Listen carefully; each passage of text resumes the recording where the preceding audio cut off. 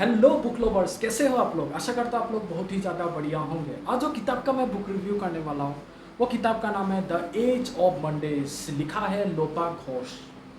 Brilliantly original script आप बोल सकते हो, बहुत ही ज़्यादा ओरिजिनल स्क्रिप्ट मुझे मिला। क्योंकि ज़्यादातर हम लोग जब नोवेल पढ़ते हैं ना, एज ए बुक लवर के सिनेरियो से बताता हूँ, तब हम लोग बहुत ज़्यादा सिमिलर स्टोरी प्लॉट देखने को मिलते हैं। बट ये जो किताब है ना, बहुत ही ज़्यादा यूनिक है, बहुत ही ज़्यादा अलग है। ठीक है, कि ऐसा भी प्लॉट हो सकता है। सो समरी में अगर जाते हैं तो समरी बहुत ही ओवरऑल जो स्टोरी है बहुत ही ज़्यादा थोड़ा डिप्रेस टाइप का है। स्पेशली यहाँ में 10 ईयर एक लड़की से स्टार्ट होता है स्टोरी, जिसका नाम है वेरा नरोइस।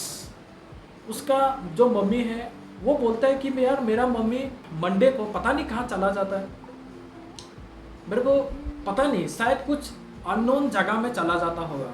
शायद मेरा मम्मी भी जुगनू होगा, जहापना जुगनू होगा। क्या जहापना जुगनू क्या है या आगे स्टोरी में आपको पता चलेगा। जो संडे होता है वो संडे को उसका माता पिता बहुत ज़्यादा एंजॉय करता है, बट जब मंडे आता है तब उसका मम्मी पता नहीं मॉर्निंग में पता नहीं कहाँ चला जाता है। तो वो बहुत ज़्यादा टेंशन में रह जाता है, यार मेरा मम्मी पता नहीं कहाँ चला जाता है। तो वो इन्वेस्टिगेट करता है, इन्वेस्टिगेट करके बाद में उसको पता चलता है कि उसका जो मम्मी है उसे कैंसर होता है, कीमो चल रहा होता है, इसलिए मंडे को कीमो होता है, इसलिए उसका मम्मी चला जाता है। जो कि बाद में जाके बहुत ज़्यादा दुख हुआ। इसके साथ साथ वहाँ में आपको किरण करके कैरेक्टर्स के साथ मुलाकात होगा, जो कि जो नरोइस है उसका सामने ही रहता था, नेबर आप बोल सकते हो। वो किरण से बहुत ज़्यादा क्लोज था, मतलब बेस्ट फ्रेंड आप बोल सकते हो। किरण का जो मम्मी है वो उसका मम्मी को नरोइस छोटी माँ करके बोलता था।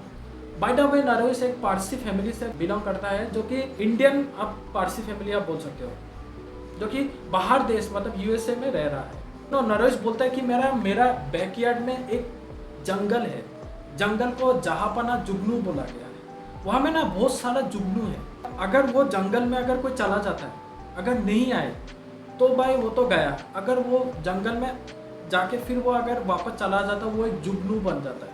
मतलब उसके पास हीलिंग पावर होता है, उसके पास मैजिकल पावर होता है। जैसे आपको देखने को मिलेगा बिट्टू करके एक कैरेक्टर के साथ, जिसका जो कि वो फॉरेस्ट में चला गया, जंगल में चला गया, फिर जंगल से वो चला भी आया, इसलिए वो जुगनू बन गया। ऐसे 2-3 कैरेक्टर से आपको ये किताब में मुलाकात है। ठीक है, ऐसे चलते जाता है। बट आपको ये किताब में एक चीज़ देखने को मिलेगा कि उसका जो मम्मी है, मम्मी का कीमो चल रहा होता है। उसका जो पिताजी है वो एक एक्स नेवी सोल्जर आप बोल सकते हो, जो कि अभी रिटायर होके चला है। तो वो बोलता है कि तुम्हारा मम्मी के कारण ही मैंने ये काम छोड़ दिया और यहाँ मैं चला आया।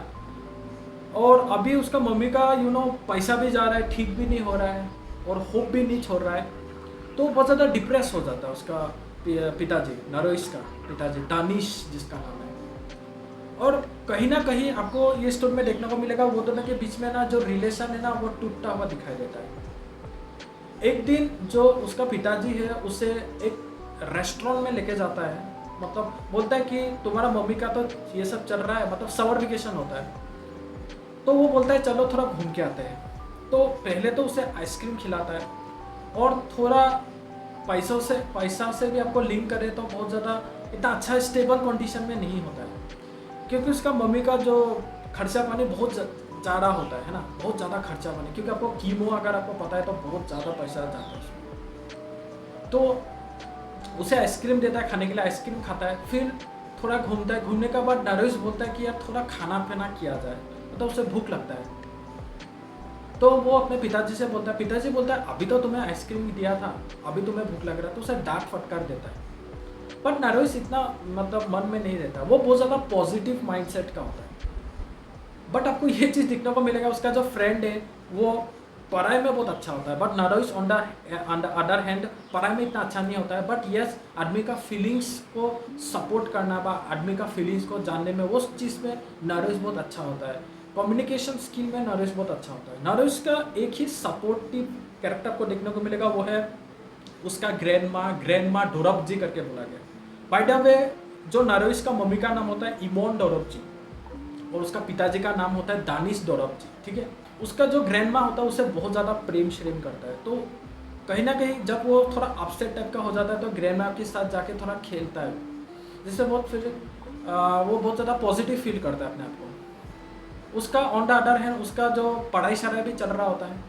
एक दिन जब बर्थडे होता है, बर्थडे में सब लोग मुलाकात करता है, मुलाकात करने में उसका मम्मी भी आता है और मम्मी का जो भाई है वो भाई भी आता है और थोड़ा रिलेटिव्स भी आता है। तो थोड़ा जोकिंग जोकिंग में वो लोग बोलता है कि यार कोई बात नहीं, ऐसे ऐसे फिल्म सेलिब्रिटी जो है अमेरिकन में उससे भी तो कैंसर था, अभी तो वो क्योर हो गया। तो उससे बहुत ज़्यादा मोटिवेट देता है उसका मम्मी को। उसका मम्मी भी हार नहीं मानता है, बट एक समय में आकर आपको पता चलेगा उसका मम्मी नरोइज से आके बोलता है कि मैं नहीं रहने का बाद अपने पिताजी का ख्याल रखना, क्योंकि पिताजी है तुम्हारा और कोई नहीं। पिताजी जो भी हो जैसा भी हो, पिताजी को कभी भी मत छोड़ना, जो कि बहुत ज़्यादा अपसेट फील करा देता है। इसके साथ साथ जो किरण का एक भाई भी होता है सूरज, सूरज जो है ना वो उसका मम्मी है, वो सूरज को अपने बेटे के समान मानता है। उसके आगे एक इंसिडेंट हो जाता है। वो क्या होता है, वो लोग जब चला जा रहा होता है पिकनिक के लिए, तो हमें कोई वो लोग को स्टॉप करके, वो लोग को मारपीट करके उसका जो मम्मी का जो एक हार था है ना गोल्ड का, वो लेके चला जाता है। उसके ऊपर इन्वेस्टिगेट चल रहा होता है। जो सूरज होता है ना वो पहले से ड्रग्स के साथ लिंक था, तो पुलिस उसे उठा के लेके जाता है, उसे पूछताछ करके इंटरोगेट करता है। बट उससे जो खराब बना है वो था बिट्टू, जो कि आपको ये कैरेक्टर में देखने को मिलेगा ये जब बुक पढ़ोगे। नरोइसी खुद बोलता है कि वो पहले ऐसा नहीं था, बिट्टू ने उसे पूरा खराब कर दिया, क्योंकि बिट्टू थोड़ा राफ्ट ऑफ किस्म का आदमी था, वो किसी से डरता वरता नहीं था, तो उसे पूरा ख़त्म कर दिया। तो फिर वो जेल से आता है छोड़ के, पूरा मतलब इंट्रोगेशन करने से उसका पूरा बहुत ख़राब तरीके से उसे शायद मारपीट भी करता है, टॉर्चर करता है।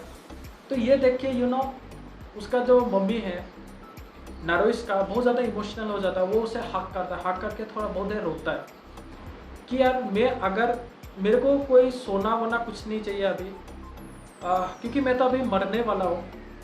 अगर मैं ये इन्वेस्टिगेट रुका दिया होता तो शायद इसका ये हास नहीं होता, बट मेरे कारण ये उसके साथ हुआ।